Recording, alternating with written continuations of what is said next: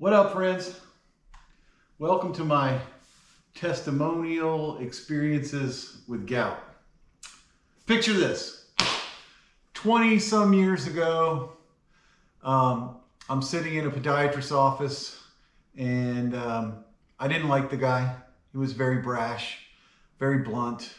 And but as I look back on that time, he probably really helped me get to the point where I've been gout free for quite a long time. Some very minor attacks, but nothing that ever kept me from exercising, walking, or doing anything that you need to do. So, but picture this. So as it goes, my doctor, he wanted me to see a podiatrist. My friend referred this podiatrist. I go to the podiatrist. And so how's it work? Here's the problems with our medical profession, right? I see my doctor with symptoms, and then I can't get into the podiatrist for 3 weeks. And I get into the podiatrist's office, my gout is gone. My gout attack is gone. And so the guy starts by, what are you doing here? Well, he's giving me a hard time. He said, well, let's take some x-rays. So he takes some x-rays of my left toe area. And I'll get more into the gout, what causes it, what I think causes it. By the way, these are only my opinions and my experiences. I'm not a doctor. And take this experience as you may, use it or not use it. But I'm not a doctor. I will have a pharmacist talk about some drugs in a few later in the video, and I think there's some myths around the drugs as well. But anyways, so the guy takes the x-rays of my toe. He comes back and he shows them to me. He goes, dude, these are classic gout symptoms. And if you looked at my big toe, where the joint is in this area of the big toe, there's these big inclusions where the gout crystals have just been working over, the past 20 years. And he said to me, and this rang true, and I'll never forget this. And even though I was so upset with him, but I've always remembered this. He looked me straight in the eye and he said to me, if you don't get this under control, in 10 years, you'll be back in here and I'll be cutting your toe off. I just cut a guy's off a couple days ago. And I went home and I was pissed but the more I thought about it, I said, man, I got to do something about this. So I've struggled for over 20 years. I'm 58 years old. I probably started having gout symptoms in my late 30s, probably until, I don't know, 2 years ago or something. And over the past probably 3-4 years, I've really been working on where's my gout coming from, right? So what is gout?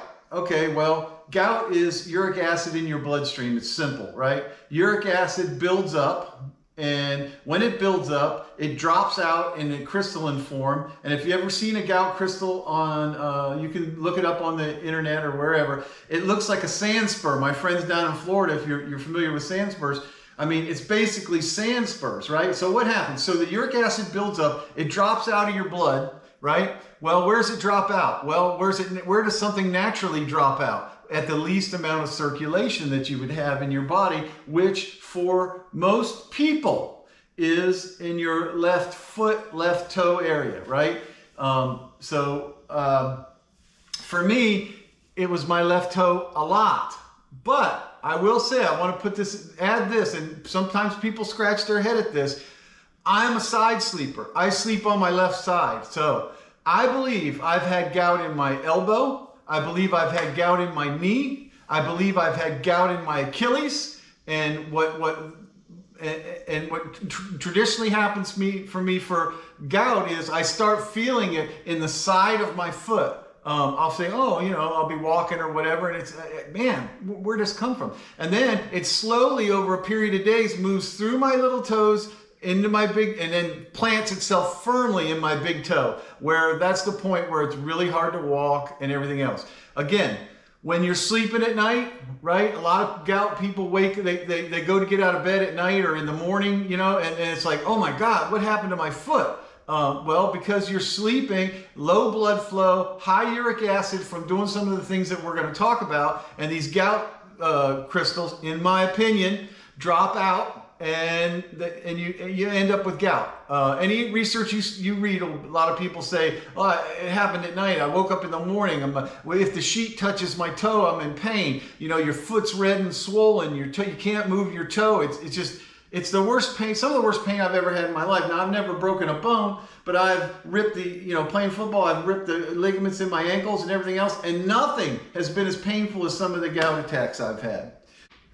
So let's talk about uric acid. For me, I've seen the same doctor for 25 years, okay? Great guy. And he's taken care of me for 25 years. And always, when I go get a blood test, my uric acid is high, right? So number one, I'm going to say, if you haven't had blood tests or anything, when you're not having a gout attack, go have a blood test and look at your uric acid. You should have a physical every year when you get to be my age. I'm 58. When you get to be my age, you should have a gout uric acid test or a physical every year anyways, just to make sure everything's on par, right? So I have always had high uric acid. I don't know what the number is. I think the limit is 5, and mine has been as high as 9, but normally runs around 6.5. So I'm predispositioned for gout and for high uric acid. So there's my first problem, right? So I've done all kinds of research, spent numerous hours on the internet trying to figure out, and then I finally said, okay, I've got to figure this out, or Dr. so-and-so's gonna be cutting my toe off, and I don't want my toe cut off. Who wants their toe cut off, right? So I'm gonna run you through the A, B's, and C's of gout. It's gonna be a little, I'm gonna kind of move around, but still, take some notes. If you're really struggling with gout, take some notes. I've been gout-free for almost 2 years, with some very minor attacks, and so take some notes. Hey, it's Pharmacist Sean. Pharmacist Sean and I are going to go work on his outboard today that's not working good, and we're going to go figure that out. But since he was coming over, I thought, well, I'll have him sit in and let's talk about some of these drugs, because I personally think that some people have misconceptions about these gout drugs and what they do, but I'll get to those. The first letter in the alphabet is A, alcohol. Who doesn't like alcohol more than Brian? I think if you ask my friends, they'll say not many people. Alcohol does a couple of things, in my opinion. All right. First of all, ask any trainer that you know, or anybody in the exercise field, and they're going to tell you to stay off the alcohol because why? It slows your system down, okay? Well, maybe you're not flushing out uric acid like you should when you're on alcohol. But for me, my alcohol trigger, and we'll talk about triggers. Everyone says that they have a trigger, they have a trigger, they have a trigger. I don't think it's a trigger. I think it's a perfect storm, right?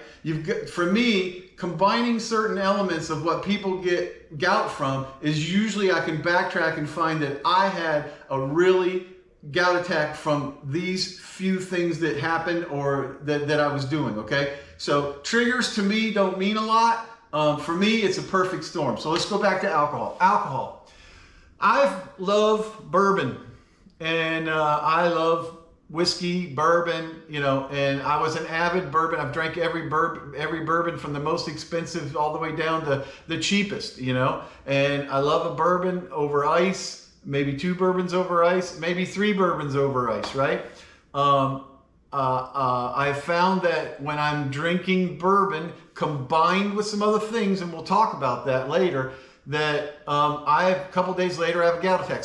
Here's another thing. Some people say, 7 days. I don't think it's 7 days. I think it's more like 2 or 3 days, right? Because I can usually trace what I did on the weekend or when I was on vacation and let myself go to the gout attack that I have either mid-vacation or at the end of my vacation, or on Tuesday after a weekend of doing things that I probably know that are going to make me have a gout attack. I'm trying to stay away from triggers because I don't think it's one thing. So alcohol. So what did I do about alcohol? Okay, so instead of bourbon and whiskey, I switched to vodka. Vodka is clear. It supposedly has no carbs, but still doesn't help you much if it slows your system down for losing weight. But I switched to vodka. I think that's worked really good for me. Another alcohol, beer, okay? Beer, I love the IPAs, right? You know, a little hoppy, really good, not dark, but darker than a normal beer. My friends now, so when it comes to beer, you won't see me drink more than 1 or 2 beers in a setting in a day, because I've tried to steer clear of it. And if I do have a beer, I like to drink light beers, like say a Modelo, or I like Modelo, I like Land Shark, I like a couple, you know, anything light. If I'm at a place where they make their own beer, you'll see the first thing that when I go to the bar and people look at me weird, but they say, what would you like? I say, give me whatever you got that's light, cold, and as close to water as you can get, all right? I don't really like it that way, but I know if I drink dark beers or darker beers that I have a chance of getting a gout attack, right? Wine, a lot of tannins in red wine. I switched from red wines, which I truly love, Merlots, I don't know, Merlots, Cabernets, all that kind of stuff. I switch. I now drink a white wine. If I'm going to drink wine, I drink a white wine, and I've had no problem drinking the whiter wine. Sauvignon Blanc is what I drink. Yeah, it's kind of like drinking alcohol with grapefruit juice, but you know, you got to make changes or you're gonna have your toe cut off. So alcohol, that's my take on alcohol. Stick to light beers. Don't have more than 1 or 2 in a day. If you're drinking dark liquors, switch to clear liquors. Vodka works for me. I don't know about gins or anything like that, but vodka works for me. I don't drink vodka with any sugar. I drink it with Minute Maid diet cranberry and whatever they put in it, mango, pineapple, lime, whatever. It's kind of a low cal. It's supposedly low carb, and I think it's much better for your gout. All right, I'm going to switch from A to D, okay? Because I don't have much in between. Dehydration. I can tell you I'm an avid fisherman, right?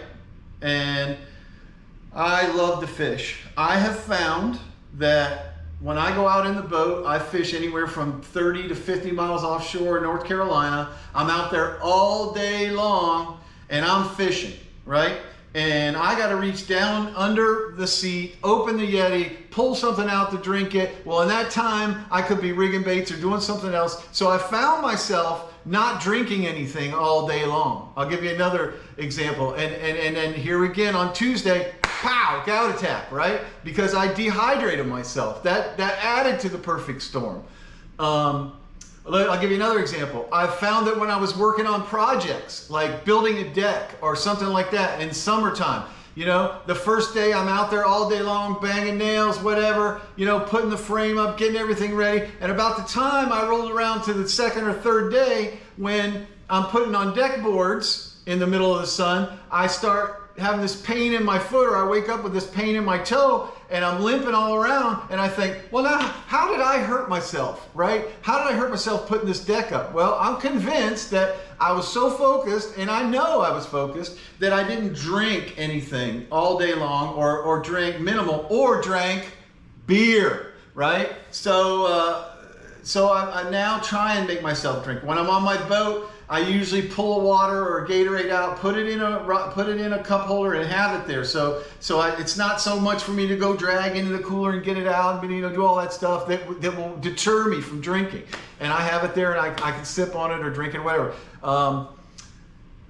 So dehydration. I did a fence one time, same thing, out in the sun, a half acre of fencing, and third day, all of a sudden my foot's hurting again. Well, because I was out there in the sun, sweating, probably drinking beer, right? Dehydration, beer. Okay, so off of alcohol.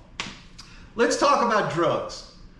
Your doctor, your family doctor, who's never had gout before probably, he's going to do what they've been doing for 100 years. I don't know how long, but he's going to prescribe you, when you're in the middle of a gout attack, he's going to prescribe you 1 or 2 drugs. He's going to prescribe you indomethacin, indomethacin, whatever they call it, and he's going to prescribe you colchicine, okay? So here's the thing about those two drugs. Indomethacin doesn't, in my opinion, and pharmacist Sean will help me with this, I hope. Indomethacin is like an ibuprofen. It's just works a little better on gout, right? It's not curing your gout. It's just masking some of the symptoms for you, okay? So that's not helping you, all right? Let's talk about colchicine. Colchicine will help you in a gout attack as well. It does something to the red blood cells, and it reduces the swelling and that kind of stuff. But here's the thing about colchicine. For me, I take it 2 days, I start feeling a little better. On the third day, my GI tract is so bad I can't leave the house, right? Who wants that? And I mean, colchicine for me is, I don't take it. I quit taking it. And then you have alpurinol, okay? My family doctor prescribed me alpurinol because that's what you're supposed to do. But here's the thing about alpurinol. You got to take it every day. The last thing I need is to take another drug every day. I'm already taking something for cholesterol. I'm already taking a mild dose of blood pressure, you know, and then all my vitamins and my supplements and all that kind of stuff. So last thing I need is to have another pill bottle in the cabinet, right? Here's the other thing about alpurinol. If you start alpurinol, you need to start at a very minimum dosage. If you don't, alpurinol can bring on a gout attack, right? So who wants to take a drug that's going to bring on a gout attack? The bottle of alpurinol that my doctor prescribed me is still sitting in the medicine cabinet unopened, probably 3 years ago or something like that. All right, so in the drug family, in the drug D for drugs, let's talk about supplements. I took for a long time black cherry that I bought on Amazon. There were pills. I took 2 a day. You want to try and get the one that has the most black cherry in it. They say that cherry helps gout. You know, I took it for a long time. I will tell you, I've had gout attacks before, and maybe I quit taking or ran out of the black cherry, and I think, I ran out of the black cherry. Oh. But I also fished all day and didn't drink. And I drank bourbon that night, and I had a couple of beers, right? So, you know, a perfect storm. It's a perfect storm in my opinion. It's not one thing. All right. All right, everybody, it's pharmacist Sean. So Sean's a pharmacist, been a pharmacist for how many years? Since 2005. 2005. So I made some statements in my video. I just thought I would double check them here. So let's talk about drugs for gout. Okay, so alpurinol, what does it do? Allopurinol is a medication that helps decrease uric acid, which uric acid is what causes the pain in the toes. So it just helps decrease uric acid. It's something that you have to take every day. It's more for long-term treatment, not necessarily for a chronic illness. Right, and last thing anybody needs is taking another pill every day. That's exactly kind of my thing about it. All right. This drug we've talked about several times. Let's talk about colchicine. Colchicine is one of the drugs used mainly for an acute attack. Usually you take the medication once every couple hours until you start having GI symptoms, which the GI symptoms can be pretty bad. And usually it's going to work pretty effectively to get rid of an acute attack, you know, pretty quickly. So my recommendation would be if you are having a bad relationship or have a co-worker relationship that you don't like, you start taking colchicine for just a few days, and probably on the third day that person won't be around anymore. But anyways, that's another story. Okay, indomethacin. So I hear from a lot of people, they think indomethacin helps them not get gout, and that's not true. So tell us about whatever it's called. That is correct. It's indomethacin. Okay. Indomethacin is an NSAID. It's just like ibuprofen or naproxen, anything like that. So all it is an anti-inflammatory. So it just helps treat the pain. It doesn't help cure gout, but it helps relieve some of the pain from the gout. All right. Well, that's the 3 drugs I talked about. Something new on the market? There is another drug out there called Xyloprim. I don't know a whole lot about it other than it's one of the ones that helps decrease uric acid as well. So it's a newer treatment, but the older treatments have been quite effective. So unless you really have trouble with the other ones, I would stick with the cheap generic drugs, and hopefully it takes care of your problem for you. All right. Thank you, pharmacist Sean. Thank you. Exercise. Walk, walk, walk. Whenever I can get to the point where I can walk after a gout attack, I walk. I Forrest Gump it. I walk, walk, walk, okay? Now, what that does is probably a little good and a little bad. So the good part is it kind of crushes up those crystals and helps you disperse them throughout your body. Now, the bad part is it ain't good for you because you're crushing up those crystals and you're probably doing some damage to your joint area, right? So, but I walk anywhere from 10 to 20 miles a week. Sometimes I run, sometimes I walk, whatever I feel like doing. Rake and I who's at my feet, Rake and I just got back from a 3.5 mile walk. We did a big loop, picked up the mail and came in. I didn't run at all today. Yesterday I ran. You know, you don't have to run, in my opinion, but get exercise. Keep your feet moving. Walk, walk, walk. All right, F. Let's talk about fat. Fatty foods, they say, can cause gout, right? You know, it wouldn't hurt you not to eat the fat on your steak. It wouldn't hurt you to lay off the sausage for a while. It wouldn't hurt you to eat lean red meats. If you're going to buy a steak, get a filet. You know, buy something that's good. Try and stay away from anything with fat in it and see if that helps you. You might even lose some weight, right? Barbecue. Let's talk about barbecue. I love barbecue, but I eat it sparingly because how do you make good barbecue? Well, here's how they make good North Carolina barbecue. They take a fatty pig and they slow cook it for hours upon end until the fat from the pig renders itself into the meat, which makes it so juicy and tender. Let's go back to food for a minute. People, I've read, and man, I bet I've put in 150 hours on the internet reading about gout. But I've read that people, triggers, right? There are certain foods. I've heard mushrooms. I've heard anything green. Green foods have purine in them. Purine will raise your uric acid level. For a while, I wasn't eating broccoli, and I wasn't eating mushrooms, and I wasn't eating, you know, some of the things: broccoli, mushrooms, asparagus, green beans. I don't know, green stuff and mushrooms. I don't know why mushrooms got in there, but I don't know. I always thought mushroom. I always thought mushroom was a fun guy, you know. Anyways, so I have put all those back in my diet. I don't have there's nothing I don't eat except for two or three foods. So now, when we talk about foods, let's talk about seafood. A lot of people say, oh, I get it from seafood. I get it from seafood. I eat more fresh fish than anybody I know, right? 2 years I haven't had a gout attack. What I have read and picked up somewhere, and I don't remember where it was, is that you shouldn't eat bottom feeders, right? Filter feeders, right? So what are filter feeders? Clams. Tell you a little clam story. So I have a place down in Harkers Island, North Carolina. I go clamming. If you haven't seen my clamming video, it's out there right now. Go to my site when you subscribe and like, please, and look at my last clamming video or some of my fishing videos. But I love clams. I love making clam chowder. I love clam chowder, right? So they say that a filter feeder will cause gout. So I've been out clamming before.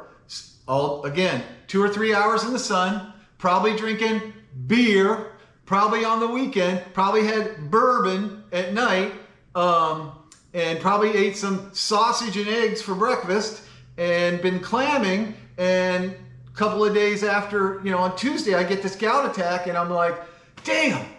Well, I clam, I don't use a rake or anything. I just use my feet. If you watch the video, you'll see me doing this foot action for you know, an hour. And it's a great calf workout. But on Tuesday, it'd be like, damn, I must have stepped on something and hurt my foot. No, my wife would always tells me the same thing. You're having a gout attack. Brian, no, I'm not having a gout attack. I must have hurt myself. No, I'm not having a gout attack. And then on Wednesday, I'm like, hello, I'm not going to be in today because I can't walk. I'm in the middle of a gout attack. So clams or filter feeders. Here's another one that I do not eat. I stay clear totally of this. Chicken livers, probably my favorite food. What is the liver? My friend Matt says it's the oil filter of the body.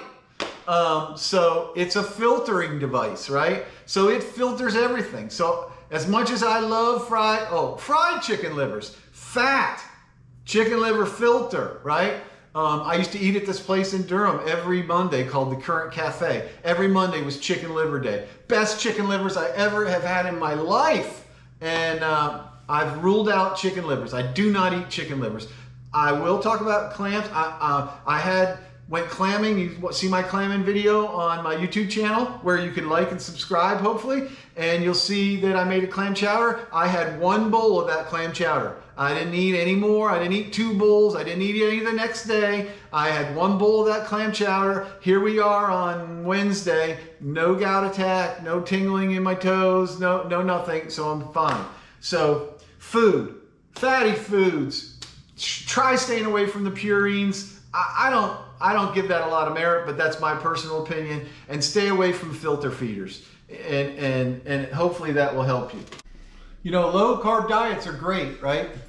And you lose weight fast, but you got to be real careful with a low carb diet because you're eating a lot of fat, cheeses and red meats, and tons of proteins, and so you got to be real careful with that. I would stick to the lean meats and cheeses, and don't go crazy, because although it make you lose weight, if you get in that trend of eating all that fat, it's probably not going to be good for you. But I'm on a low carb diet right now. I'm losing weight. I'm not having any gout symptoms because I'm not drinking beer, drinking bourbon, eating chicken livers, clams, becoming dehydrated, all that kind of stuff. Anyways, so I can't really think of anything else. If I think of it, I'll add it to the end of this video. But again, I just can't stress enough that gout, in my opinion, and only my opinion, and is not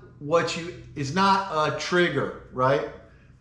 They may be triggers, but you're lining those triggers up and you just don't realize it.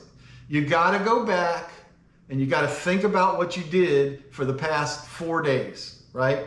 Okay, I went clamming. I was out in the sun. I drank beer. I ate clams, gorged myself on clams.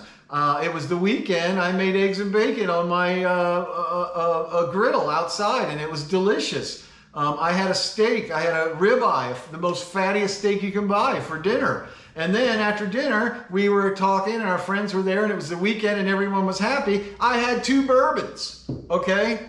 If you don't get a gout attack after that, if you do all that and don't think about it, damn, you deserve a gout attack if you're going to have it, right? Especially after watching this video. And I'll run through these scenarios again.